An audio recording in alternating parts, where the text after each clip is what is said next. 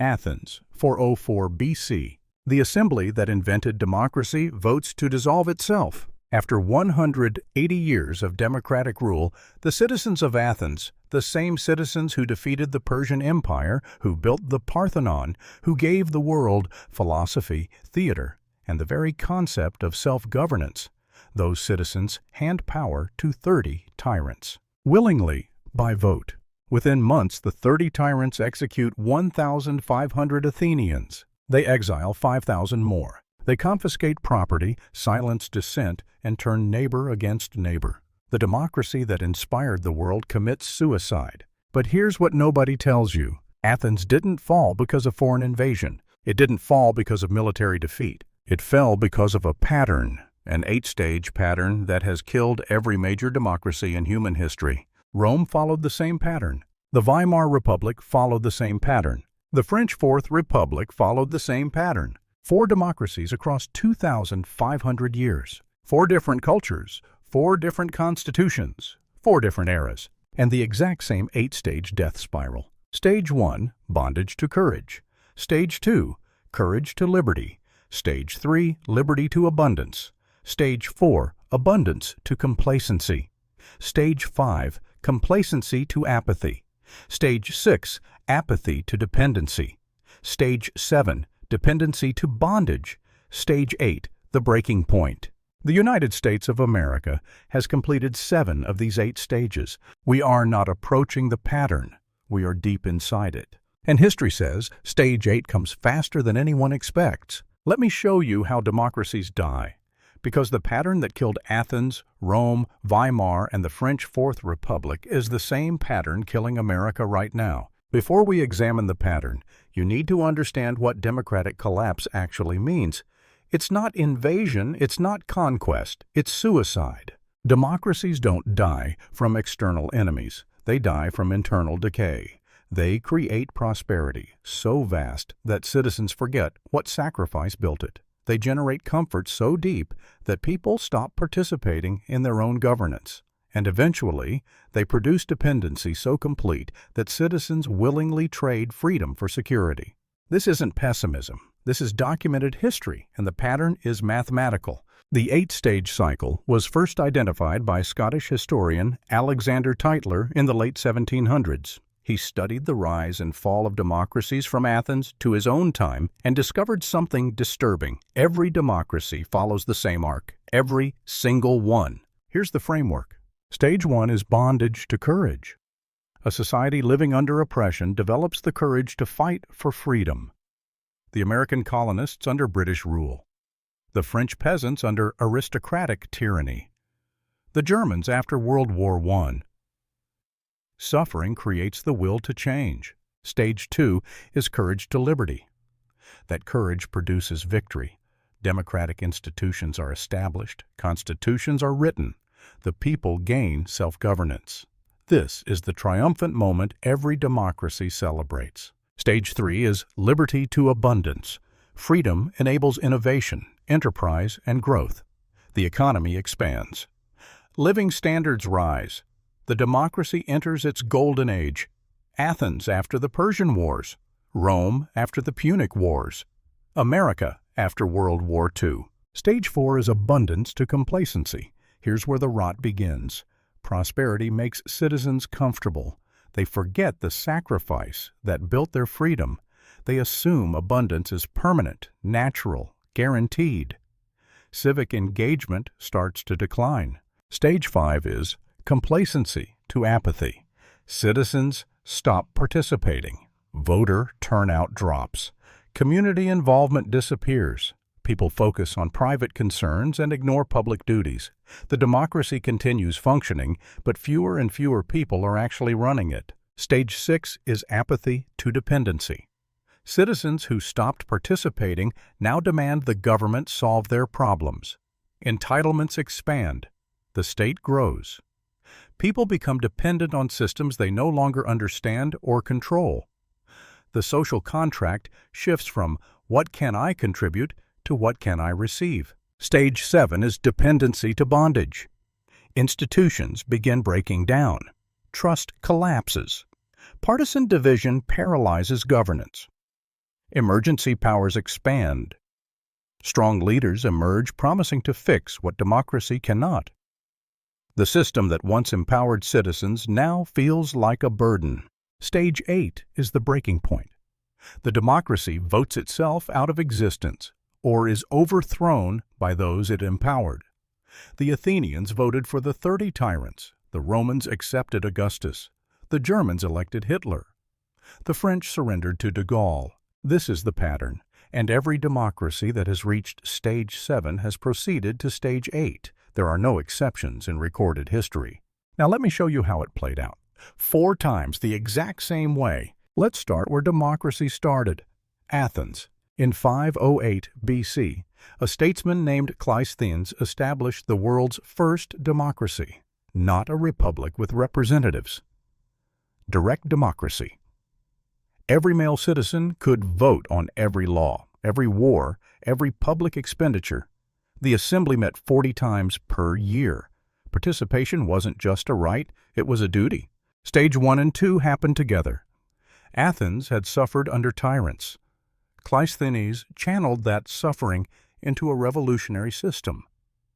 Courage produced liberty, and liberty produced something the world had never seen: self-governance at scale. Stage 3 came fast. In 490 BC, the Athenians defeated the Persian Empire at Marathon. 10 years later, they destroyed the Persian fleet at Salamis. Athens emerged as the dominant power in the Aegean. Tribute flowed in from allied cities. The treasury swelled. Pericles launched a building program that gave us the Parthenon, the Acropolis, the monuments that still define Western civilization. This was the Athenian Golden Age, abundance beyond imagination. Philosophy flourished with Socrates, Plato, and Aristotle. Theater invented tragedy and comedy. Democracy seemed triumphant, permanent, unstoppable. Stage 4 arrived invisibly. By the mid-400s BC, Athenians took their prosperity for granted. The generation that fought at Marathon died off. Their grandchildren inherited wealth they didn't earn and freedom they didn't fight for. Civic participation remained high, but the spirit behind it was fading. Stage 5 accelerated during the Peloponnesian War. From 431 to 404 BC, Athens fought Sparta in a conflict that drained both cities. The war lasted 27 years. A quarter of the Athenian population died. From combat, from plague, from starvation. By the war's end, citizens were exhausted. They still voted. But they voted for whoever promised relief, not whoever offered wisdom. Stage 6 followed defeat. After losing to Sparta, Athens became dependent on foreign powers for security. The citizens who once defended their city now relied on mercenaries. The treasury that once funded monuments now funded bread distributions. The democracy that once demanded sacrifice now promised handouts. Stage 7 came with shocking speed. In 404 BC, just months after losing the war, the Athenian assembly voted to abolish itself. They installed the 30 tyrants, a council of oligarchs backed by Sparta. The citizens didn't fight. They didn't resist. They voted for their own subjugation because they were tired, broken, and desperate for someone else to take control. Stage 8 was brutal. The 30 tyrants ruled for only 8 months. But in that time, they executed 1,500 citizens, 5% of the remaining population. They exiled 5,000 more. They confiscated property, banned assembly, silenced speech. Everything democracy had built was destroyed in less than a year. Democracy was eventually restored in 403 BC, but it never recovered its former strength. Athens limped along for another 80 years before Philip of Macedon conquered it permanently in 322 BC. The democracy that invented self-governance died at 186 years old. The pattern was complete. From bondage to courage to liberty, to abundance to complacency, to apathy to dependency to bondage again. 8 stages, 186 years, and then extinction. Let's jump forward to Rome, the longest-lasting republic in history, 482 years, and the same pattern. In 509 BC, the Romans overthrew their king, Tarquinius Superbus. They established a republic with elected consuls, a senate, and popular assemblies. The system was designed to prevent any one person from gaining too much power. Term limits, separation of powers, checks and balances. Sound familiar? Stages 1 and 2 were violent but successful. The Romans fought for their freedom and won it. They built institutions that would inspire every republic since, including America's. The founders studied Rome obsessively. They copied its structure, and they feared its fate. Stage 3 lasted centuries. Rome conquered Italy, then Carthage, then Greece, then Spain, then Gaul. By 100 BC, Rome controlled the entire Mediterranean. Wealth poured in: slaves, gold, grain, tribute. The Republic became the richest state in human history. Stage 4 was visible by the 2nd century BC. The Roman aristocracy grew fantastically wealthy while small farmers lost their land. Soldiers returned from wars to find their farms foreclosed. The wealth gap became a chasm. The historian Plutarch wrote that the rich owned most of Italy, while citizens who had conquered the world had not a foot of ground to call their own. Stage 5 manifested in declining civic virtue. Voting became transactional. Politicians bought elections with bread and circuses, literal free grain and gladiatorial games. By 50 BC, 320,000 Roman citizens received the grain dole, free food in exchange for political loyalty. The citizens who once built an empire now showed up to be fed and entertained. Stage 6 was dependency weaponized. Politicians competed to offer more games, more grain, more handouts. The people became dependent on the state, and the state became dependent on demagogues who promised more than the treasury could afford. Debt exploded. The currency was debased, and the institutions that once balanced power became tools for those seeking to accumulate it. Stage 7 brought civil war. From 133 BC onward, Rome was torn apart by internal conflict. The Gracchi brothers, Marius and Sulla, Pompey and Caesar. Each crisis expanded executive power. Each emergency justified suspending constitutional norms. Sulla declared himself dictator to restore the republic. Caesar crossed the Rubicon claiming the same. Stage 8 arrived in 27 BC. After Caesar's assassination and another round of civil wars, his adopted son Octavian defeated all rivals. The Senate, exhausted and terrified, granted him extraordinary powers. They named him Augustus, the revered one. They didn't abolish the republic, they just made it irrelevant. Augustus kept the forms. Elections continued. The Senate met. Consuls were appointed. But everyone knew the truth. One man held all real power. The republic that had lasted 482 years was dead. The empire would last another 500, but the democracy was gone. The pattern again.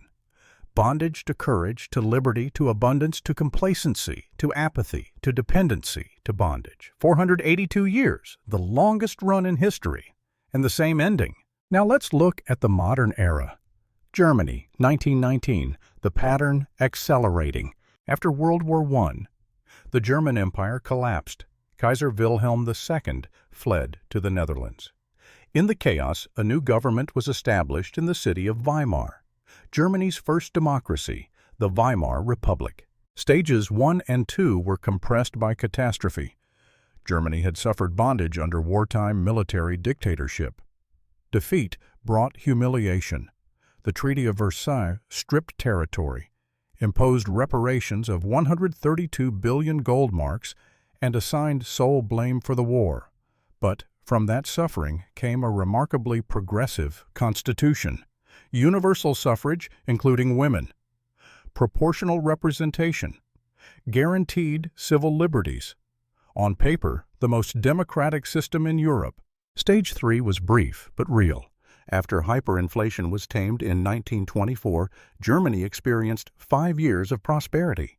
American loans funded reconstruction. Industry modernized. Berlin became a cultural capital. Film, art, music, intellectual ferment. The Golden Twenties. Abundance arrived, and Germans began to hope. Stage 4 set in quickly. The prosperity was built on borrowed money. American loans. When Wall Street crashed in October 1929, the loans were called in. The abundance had been an illusion. Germans had become complacent about a stability that didn't actually exist. Stage 5 arrived with the Depression. By 1932, 6 million Germans were unemployed. 1 in 3 workers had no job. Industrial production fell 40%. Banks collapsed. Savings were wiped out, and Germans stopped believing in democracy. Voter turnout remained high, but citizens were voting for parties that promised to destroy the system: the Communist Party on the left, the Nazi Party on the right. By 1932, these two anti-democratic parties held a majority of the Reichstag. Stage 6 was desperation institutionalized. Germans demanded solutions. They demanded strong leadership. They demanded someone to blame: Jews, foreigners, the Weimar politicians. President Hindenburg ruled by emergency decree under Article 48 of the Constitution, bypassing the paralyzed Reichstag. Democracy continued in name, but the people had become dependent on authoritarian solutions. Stage 7 was institutional collapse. Between 1930 and 1933, Germany had 4 different chancellors. The Reichstag couldn't form stable governments. Street violence between Nazi and communist paramilitaries killed hundreds. The center could not hold. Moderate parties hemorrhaged support to extremists. The system designed to empower the people now seemed incapable of basic governance. Stage 8 came on January 30th, 1933. President Hindenburg, believing he could control the Nazi leader, appointed Adolf Hitler as chancellor. Hitler had never won a majority. His highest vote share was 37%. But the democratic system, exhausted and delegitimized, handed him power anyway. Within 2 months, the Reichstag passed the Enabling Act, granting Hitler dictatorial powers. The Weimar Republic was dead at 14 years old. The pattern compressed. What took Athens 186 years and Rome 482 years took Weimar just 14. The stages were the same. The sequence was identical, but modern conditions accelerated everything: mass media, economic integration, political mobilization. The death spiral spun faster. 14 years. From democracy to dictatorship. From Weimar to Hitler. From hope to Holocaust. The same 8 stages. One more case. France after World War II. The pattern in fast forward. After liberation from Nazi occupation, France established its Fourth Republic in 1946, a parliamentary democracy with a weak president and a strong legislature, designed to prevent the authoritarian drift that had plagued France before. Stages 1 and 2 were defined by liberation. France had suffered under Nazi occupation, bondage in the most literal sense. The courage of the resistance, combined with Allied victory, produced a new democratic constitution. Liberty was restored. Hope was high. Stage 3 brought remarkable recovery. The Marshall Plan funded reconstruction. The economy grew 5% annually through the early 1950s. France became a founding member of the European Coal and Steel Community. Abundance returned faster than anyone expected. Stage 4 was almost immediate. The prosperity created complacency about France's colonial empire. Algeria, Indochina, Morocco, Tunisia. France tried to maintain its global reach while rebuilding at home. The costs mounted. The contradictions festered. Stage 5 manifested in political paralysis. The Fourth Republic had 21 different governments in 12 years, 21 prime ministers in just over a decade. Coalition governments formed, collapsed, reformed, collapsed again. Voter cynicism soared. Why participate in a system that couldn't sustain stable leadership? Stage 6 was dependency on a failing structure. French citizens increasingly demanded that the state solve problems the state couldn't solve.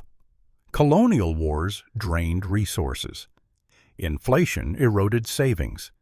And the rotating governments couldn't implement long-term solutions because they didn't last long enough. Stage 7 crystallized around Algeria. By 1958, the Algerian War had become a crisis. 1 million French colonists in Algeria demanded the territory remain French. The French military, bitter over perceived betrayals in Indochina, threatened revolt. On May 13, 1958, French military officers in Algeria seized government buildings. They demanded Charles de Gaulle, the war hero who had retired from politics, return to power. Stage 8 came on June 1, 1958. The National Assembly, facing military coup and unable to govern, voted to grant de Gaulle emergency powers. Within months, de Gaulle dissolved the Fourth Republic entirely and created the Fifth Republic. With a strong executive presidency, his presidency. De Gaulle wasn't Hitler. The Fifth Republic wasn't a dictatorship, but the principle was identical. A democracy, paralyzed by its own dysfunction, handed power to a strong leader who promised to fix what democracy couldn't. The Fourth Republic was dead at 12 years old. 12 years, the fastest yet. Athens lasted 186 years, Rome 482, Weimar 14, France's Fourth Republic 12. The pattern was accelerating with each iteration. Now let's talk about the United States of America. 248 years old, the longest surviving constitutional democracy in the modern world, and deep in Stage 7. Let me walk you through the stages. Stage 1, bondage to courage. The American colonists lived under British rule. Taxation without representation, quartering of troops, suppression of rights. From that bondage, they found courage. 1776, the Declaration of Independence. We hold these truths to be self-evident. Check. Stage 2, courage to liberty. That courage produced victory. The Revolutionary War, the Constitution, the Bill of Rights, a democratic republic designed to prevent the tyranny they had escaped. 1789. The United States of America. Check. Stage 3, liberty to abundance. Freedom unleashed innovation, the Industrial Revolution. Westward expansion, the Gilded Age, 2 world wars that left America the dominant global power. By 1945, the United States had 50% of global GDP, abundance beyond any empire in history. Check. Stage 4, abundance to complacency. The post-war generation inherited prosperity they didn't build. The GI Bill. Suburban expansion, consumer culture. By the 1960s, Americans assumed abundance was permanent. The sacrifice of previous generations became history, not living memory. Check. Stage 5, complacency to apathy. Voter turnout tells the story. In 1960, 63% of eligible Americans voted for president. By 2014, midterm turnout fell to 36%, the lowest since 1942. Americans stopped participating. Civic organizations collapsed. Robert Putnam's Bowling Alone documented a nation withdrawing from public life. Check. Stage 6, apathy to dependency. Entitlement spending exploded. In 1960, mandatory spending was 25% of the federal budget. Today, it's 70%. Social Security, Medicare, Medicaid, food stamps. 66% of Americans live paycheck to paycheck. 42% of American adults can't cover a $1,000 emergency. Dependency has become structural. Check. Stage 7, dependency to bondage. This is where we are right now. Trust in Congress stands at 15%. 15%. Trust in media is 32%. Trust in the Supreme Court has collapsed since 2020. Trust in elections, the foundation of democracy, is contested by both parties. The national debt is $36 trillion. Interest payments alone will reach $1 trillion this year, more than the defense budget. We're borrowing money to pay interest on money we've already borrowed. Executive power has expanded continuously. Emergency declarations have become routine. The president rules by executive order on issues Congress cannot resolve. Sound familiar? Article 48 in Weimar. Emergency powers in the French Fourth Republic. The pattern is identical. Partisan division has reached levels not seen since the Civil War. Congress cannot pass basic legislation. Government shutdowns are normalized. The institutions designed to enable self-governance now seem designed to prevent it. Check, check, check, check. We have completed Stage 7. The United States of America is in the same position as Athens in 405 BC, Rome in 50 BC, Weimar in 1932, and France in 1957. Stage 8 is the breaking point. In Athens, it took 1 year from Stage 7 to Stage 8. In Rome, about 20 years of civil wars. In Weimar, 3 years. In France, 1 year. The historical average from Stage 7 to Stage 8 is 5 to 15 years. We entered Stage 7 around 2016, when institutional trust collapsed and political division became existential. That means the pattern says Stage 8 arrives somewhere between 2021 and 2031. We may already be in transition. Contested elections, January 6th, calls to expand the Supreme Court, calls to abolish the Electoral College, calls for national divorce. Each side accuses the other of destroying democracy. Each side believes the other is the threat. This is exactly what the pattern predicts. In Stage 7, the democracy consumes itself.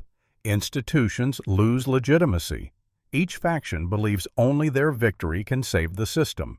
And the system, paralyzed by conflict, becomes unable to address actual problems. The danger isn't that America will be conquered.